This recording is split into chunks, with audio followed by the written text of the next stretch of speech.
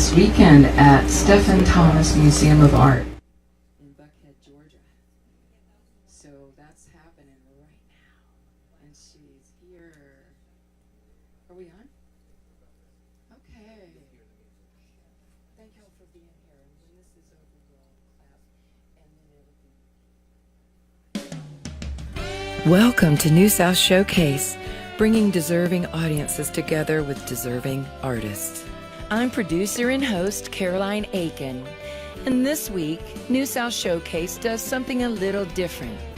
We will have actress and writer Stephanie Astalos Jones performing her brilliant one-woman play, Disgruntled Fumes, recorded live at Vegas Studios in Athens, Georgia. Stephanie Astalos Jones is a writer, actor, teacher, director, and stand-up, who, though born in Michigan, chooses to live in rural northeast Georgia. While working in theater for 40 years in film and television, she is performing an original one-woman show throughout the Southeast. She's known for her comedic take on poets and poetry in her show, Disgruntled Fumes. Stephanie Astalos Jones on New South Showcase.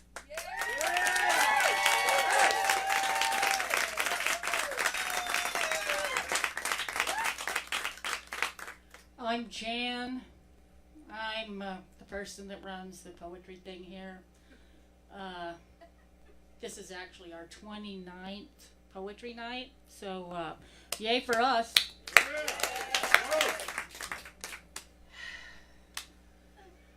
I'm going through some stuff.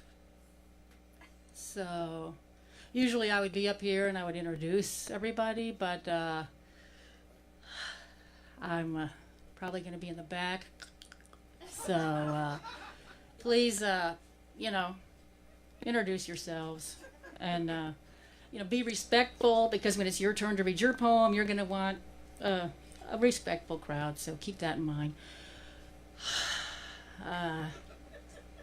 Make sure you got your phones on vibrate or quiet. I think that's everything. I'm going to kick us off with a little poem of my own.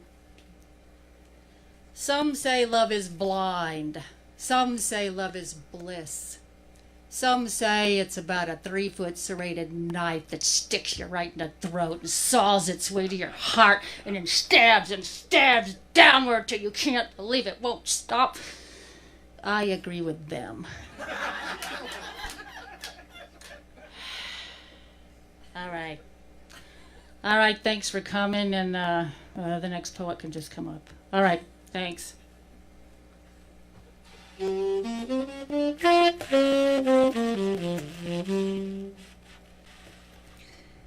Hey, I'm Arlene, and I just live right down the road, and I've been coming up here and watching y'all, and I just think it's so cool, and y'all have some great poems, and I especially like yours last time. And I thought I would come do some. I write a lot. I got a whole book, but I'll just do a couple of them. And I just love poetry. Like when I was in senior high school English, where you study all them British guys, I just love that. Like John Donne and William Blake and T.S. Eliot, the Hollow Men. Well, that's spooky. So anyway, I told my teacher way back then, I want to write poetry. And she said, write what you know. So that's what I do. So, okay. So here's one called The Bird Feeder. The Bird Feeder. Little birds at my bird feeder, hip hop, flutter flutter, cardinal, goldfinch, bluebird, all. Like holy spirits of the forest, you gather and bring your blessings into my yard. Help me forget my troubles. The disgruntled fumes of last night's burnt meatloaf fly away on the wings of a brown thrasher. All right, this is called The Toilet. The toilet. Swishing, swirling, gurgling sounds. People blush and get embarrassed. They think you're dirty. But what do they know? Where would they be without you? No one wants a hole in the darkness or a hot, sticky seat in a blue plastic hut. You gleam with your lovely porcelain like a statue of Aphrodite. I scrub you and you smell like lemons. Some may see you as lowly, but I thank you for your comfort and for your whispering waters that seem to wipe the proverbial slate clean and offer a new beginning.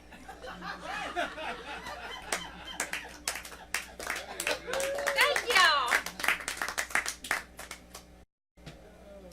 Okay, so here's one. I was recently diagnosed with breast cancer, and I know that sounds real sad, but you know, it happens all the time. But so I had a double mastectomy recently, and so I wrote this for my surgeon. My surgeon, who the hell do you think you are? I told you I wanted a smooth, flat chest. Why do I have two deflated souffles sitting in my open field? I told you what I wanted, but you thought I was just a girl who wouldn't know and would change my mind because, you know, boobs. I told you what I wanted and you did what you wanted. Shame on you. All right, that's it. Thank y'all.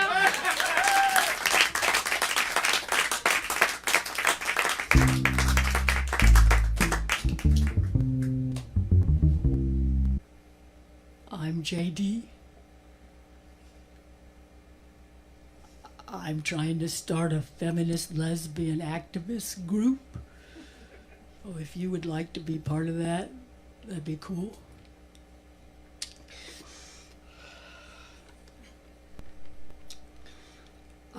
I really like the vagina monologues, so I wrote this about my vagina.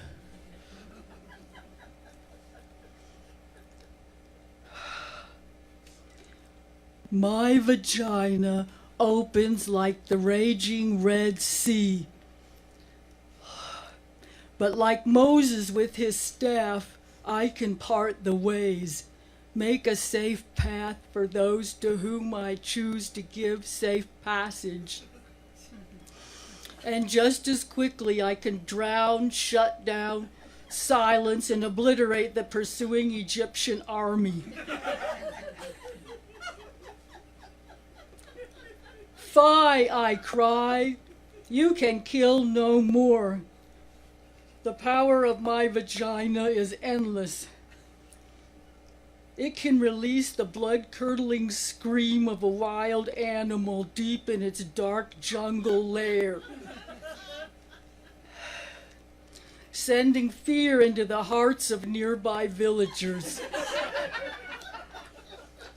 Yet, she can purr as well, making soft, velveteen sounds, thick and smooth like chocolate or velvet or some sort of drink that makes you relax all over and smile. She has seen a million dreams come and go. She is the wise woman of my body. Listen to her. I hear her call. I hear her beckon. She can spot your bullshit from 100 yards away. She can top your bullshit if she needs to. She can kick your ass, you redneck chauvinist pig. Strangers keep out. Beware of my vagina.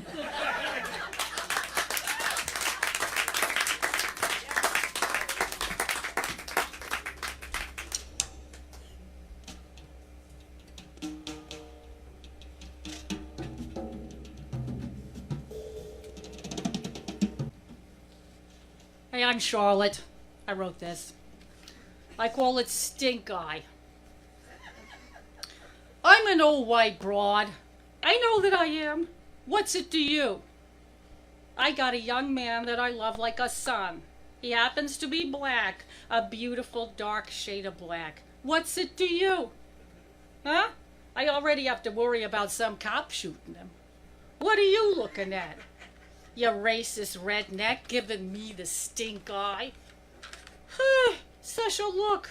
And you, my beautiful black sister, who doesn't seem to see me as a sister. You're giving me the stink eye too. What? You think I'm some kind of deluded old white lady who's gonna try to play savior? Really? This kid came to me. He ain't got a mom or a dad. He needed somewhere to live. We have a friendship that I treasure. Hanging out gives us pleasure. I miss my boy. He misses his ma. We don't need your permission. What's it to you? Both of you can just suck my dick. We're friends. What's it to you? Okay, this one's called Facebook. Every poor Patsy has a Facebook. Look at me. Here I am in a dress. Here I am in shorts. Here I am pursing my lips like a freaking goldfish. I'm having a bad day. Lavish pity on me. I'm gonna say something vague, so you have to ask. I'm gonna rant. Also, here's what I had for dinner. And here's what I had for lunch. Oh, here's me in front of the ocean. Everyone stars in their very own Dear Diary self-produced TV show. It's not just the president who needs to check the ego. All right, thanks.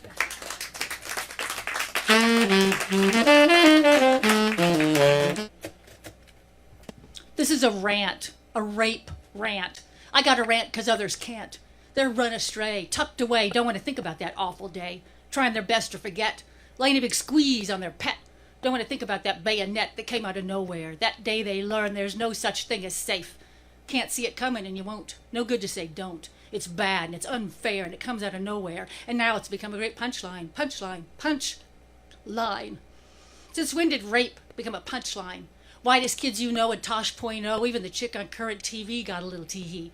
Trying to escape the stress of the day, want to get away. Look for a little comedy on the old TV. Just starting to laugh when there's that little blast from the past. Oop, there it is.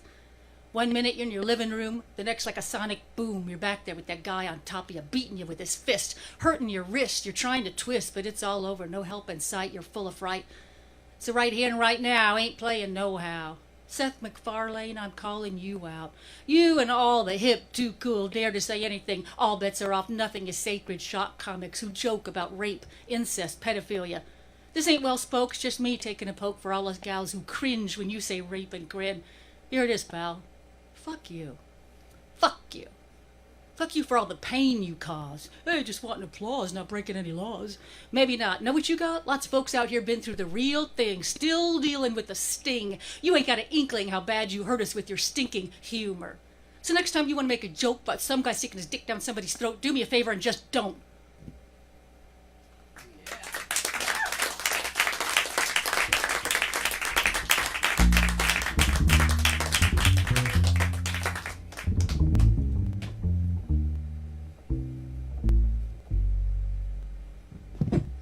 Hey, I'm Andrea Myers, and my bad, I saw open mic, so I thought it was like a stand-up open mic, but who knew it was poetry? But I checked with Jan, and she doesn't care, so I'm just gonna go. So I was in Kroger the other day, as I am very frequently, and I had to pee, as I do very frequently.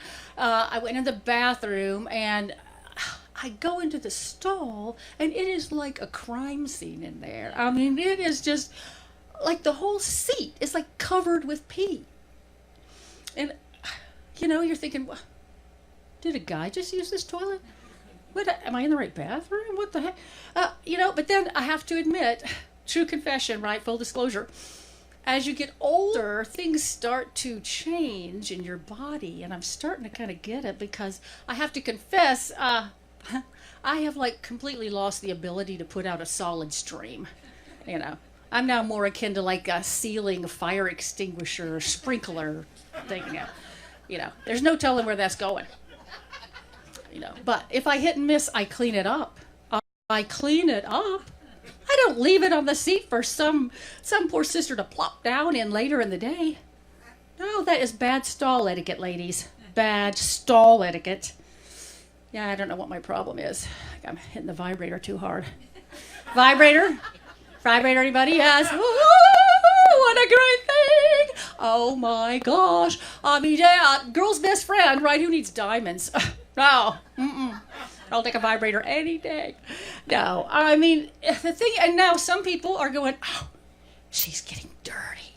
No, there is nothing dirty about a woman having an orgasm, right? No, all right, first of all, it's how we're put together. It's how we were made. Secondly, there's scientific proof. Now, I know there's a lot of people not too keen on science these days, but nonetheless, it's been scientifically proven that an orgasm is like so good for your brain health and your heart health. It's a great pre-sleep relaxer, but it is not an even playing field. It's not an even playing field, y'all. I mean, if you look at a 5th grade class, every boy in that class knows how to relieve a little stress, right? Every boy. It doesn't take a genius. It's hanging right there, right? Every boy figured out pretty early. Right? All right, I've seen 3-year-olds watching TV. Okay.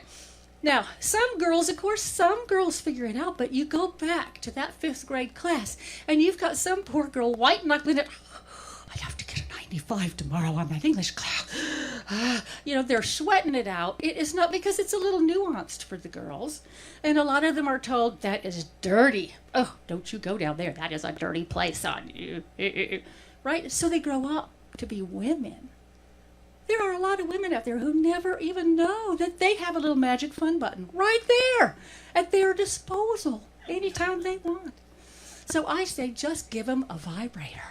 I mean, give them the issue. Every girl should just be issued, here it is, honey, happy birthday. It's your vibrator. I mean, because, you know how teenage girls are. It's like, he doesn't love me. Get out of my room, I hate you. Like, if mom could say, oh, honey, why don't you just take a little time with your vibrator? Mom would check on her later. Oh, right. And I think it would take a huge bite out of the teen pregnancy problem. I mean, if Brittany could just say to the quarterback, no, I'm good. That's all right. Right? Because what is it in high school but just pounding? It's just pounding. She would be like, which would I rather do? Get pounded like a cheap piece of meat for 2 minutes or take 2 minutes and end up writhing in orgasmic delight? I don't know. That's my opinion. That's just my opinion. But I'm putting it out there. Now. All right, she's giving me the... All right, I guess I've gone over my time, or I've used up my time. Okay, I got it. I have tons more material if you ever see me somewhere else. Anyway, I'm Andrea Myers, and thanks for being here. See ya.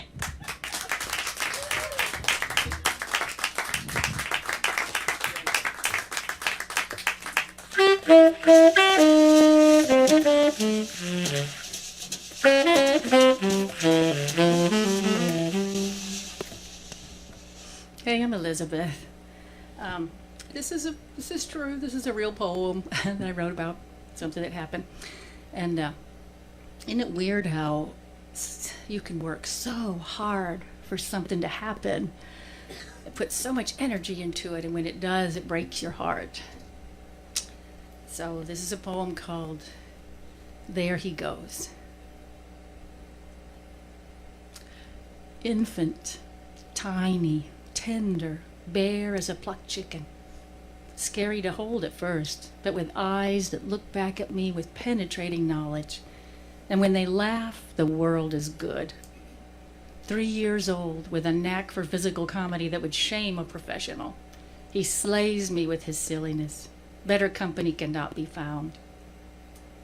6 now, and adventurous as young Arthur, rambling with knights in armor and frogs in the pond, snakes, dinosaurs, and karate. his eagerness matched only by my anxiety, ever watchful for the hidden perv. 9, and still we curl up each night with blanket and book, fighting epic battles with a courageous mouse, swimming with cockney otters, crying at the death of a valiant rabbit. On and on we go, ebbing and flowing, greens and blues, chemistry, magic tricks, macaroni and cheese, guitar and clarinet, tennis rackets and taekwondo. Motherhood is an ambrosia that satisfies so deeply. A velvety, inviting cloud with hidden thorns and razor blades. They face ridicule and loneliness, broken hearts and acne, and we are powerless to protect. Damn the bully and the asshole. Now these things are shadows only. There he walks, a lovely man. Yet flashes of his former self still roll by in strollers or holler for candy in the grocery store. There he goes. He is a marvel, a heady joy. There he goes, my darling boy. Thank you.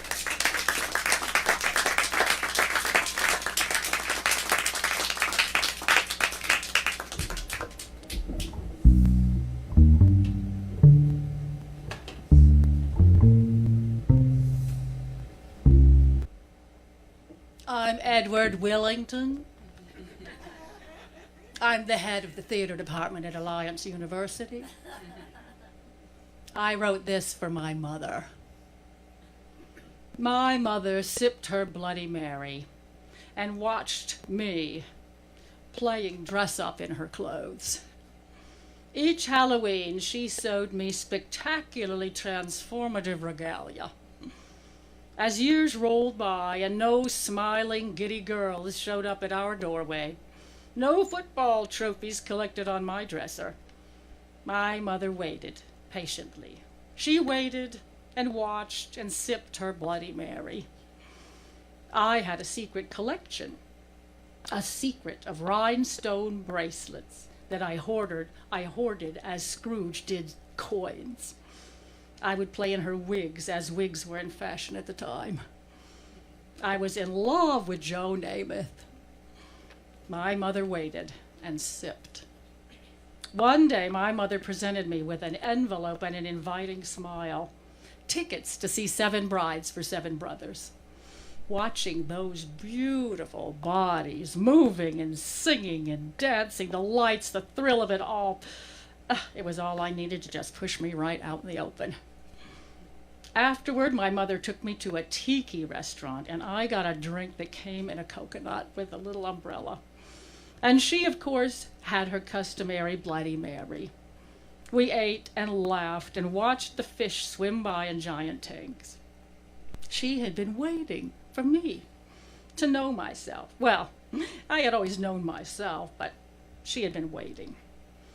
At the end of the night, she pulled out a little box with a green ribbon and pushed it across the table to me.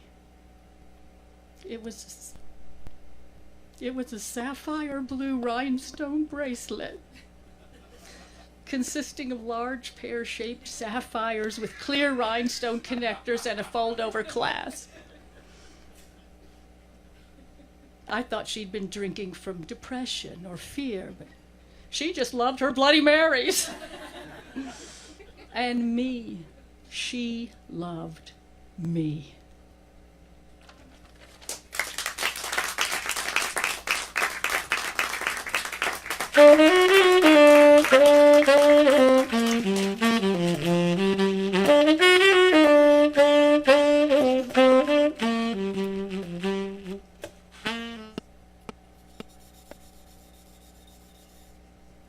I'm Marva,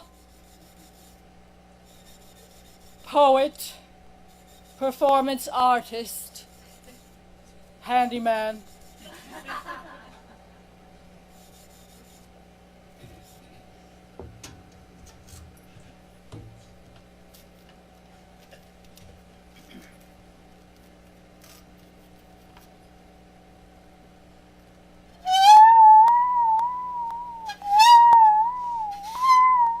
Hearts pulsing salmon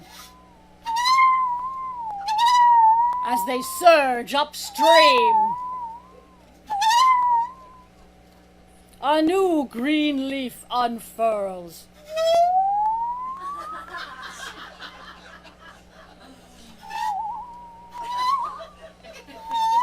Phlegm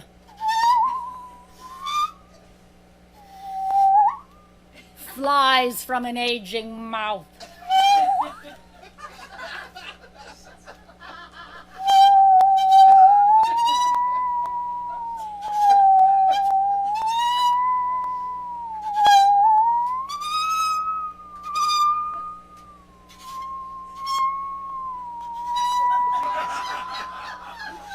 A baby's fingers explore her mother's face.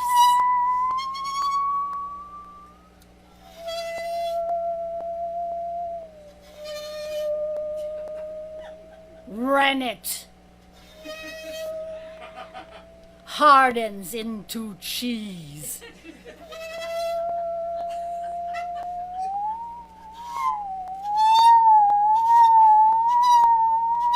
Couples scream in orgasmic delight.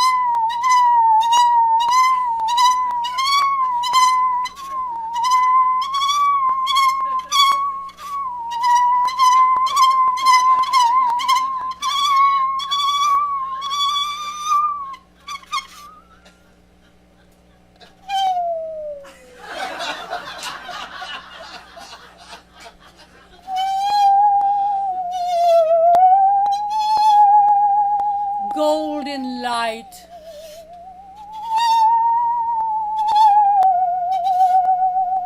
Silent darkness.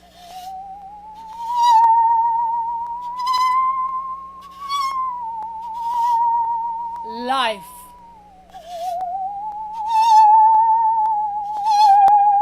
Life.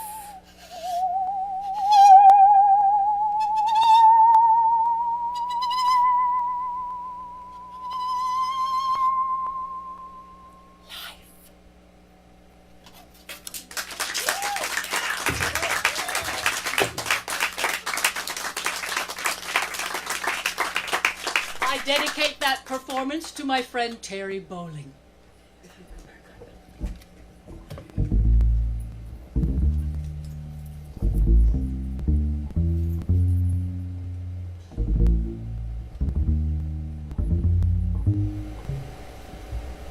Hello, my babies. I thought it would be nice for us to end our time together with a group poem. Something we can weave together, a little bit of each of us in there, and twist it together like a sacred twine. So what I need from you is words, slowly, so I get time to get everybody's. You may call out words. Seriously. Brunette. What? Brunette. Brunette. Heaven. Heaven. Smothering. Smothering. Pasta. Pasta? Connection. Cowboy hat. Anteater.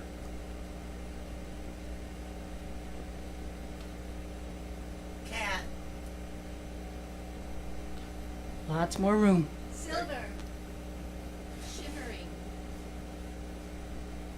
Surprise. Ecuador. Ecuador. Number 7. Want that whole phrase, or you want just the number 7? Okay, 7. Castle.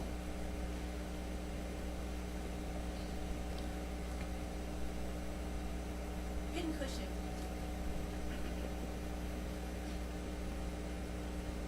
Divine. One more. Elegant.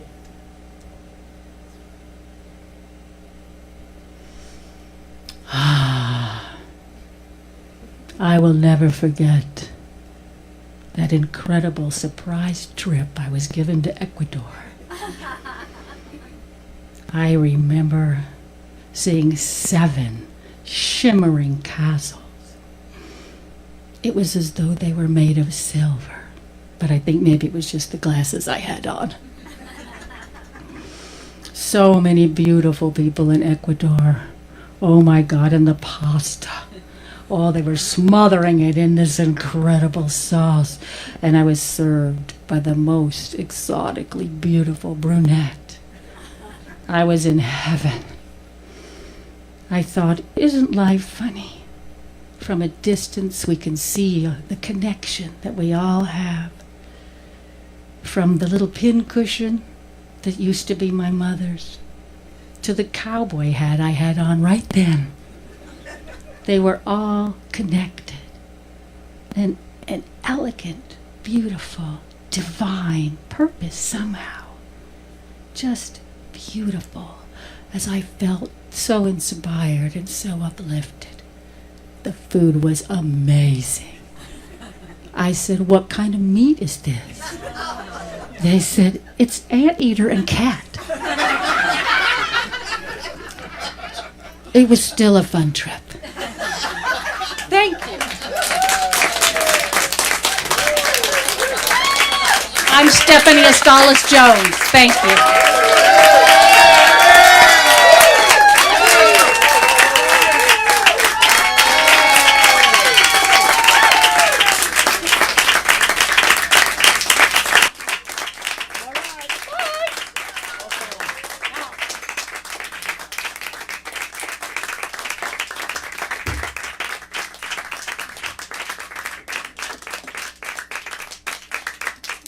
Get my soul out of the band's way and you will hear incredible jazz.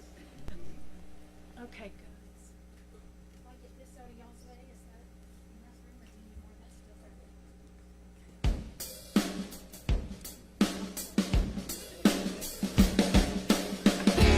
New South Showcase is made possible by Vega Studios Recording and Post-Production, Michael Pierce Graphics, Portal Production Limited, website. I'm your producer and host, Caroline Aiken. Special thanks to Program Director Chris Shoup and the rest of the staff at WUGA Radio. New South Showcase is made possible in part by UGA Libraries and Chantel Dunham, Fare Thee Well Foundation, Hip, Vintage and Handmade, Boom Athens Magazine, Jittery Joe's, Benzuna's Glass, bumper music from Broken Wings Heel with Grammy-nominated producer John Keane on guitar. More information about New South Showcase can be found online at newsouthshowcase.com. And thanks for listening, y'all.